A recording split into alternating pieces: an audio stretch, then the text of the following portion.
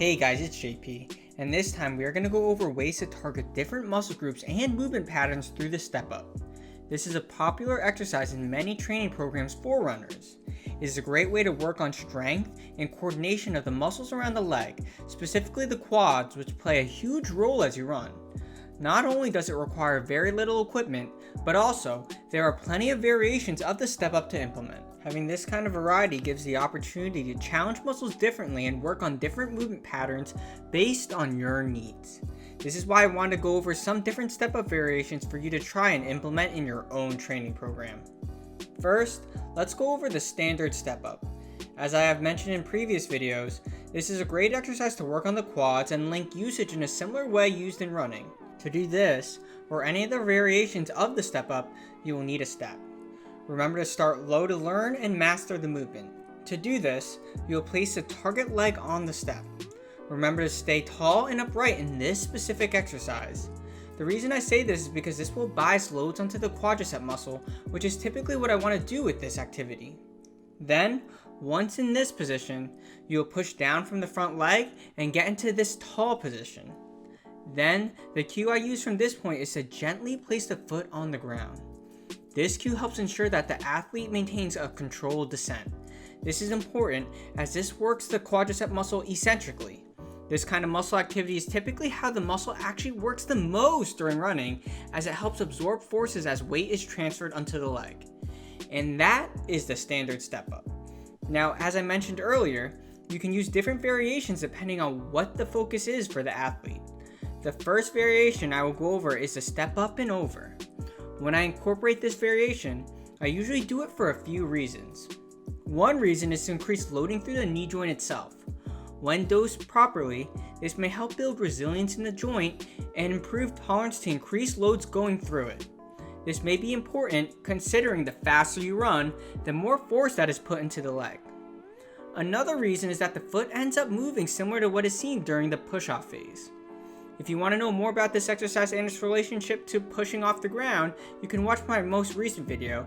However, in this one, I will just briefly go over how to perform this variation. To do this, you will basically perform a step up into this tall position, just like the standard step up. However, this is where it gets a little different.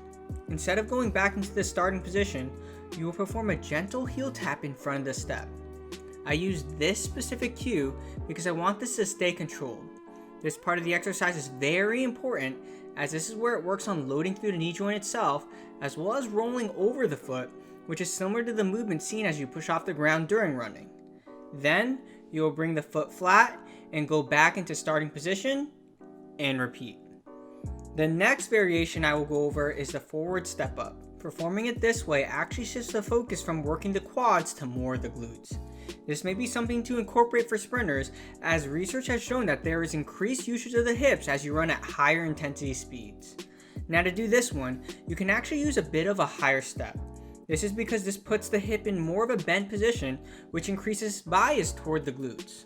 Also, for the trunk, you will still keep it upright, but will hinge forward from the hips as shown. Again, this also shifts more focus into the glutes.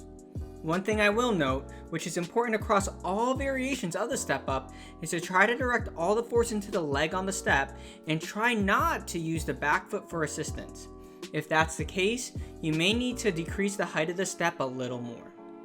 The last variation I will go over in this video is the lateral step tap.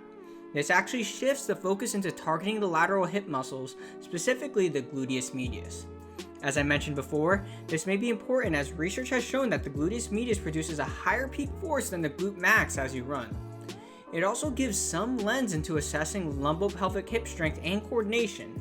I'd give a shout out to Chris Johnson on his insight on this. Anyway, to do this, you will start in this position with a target leg on the step.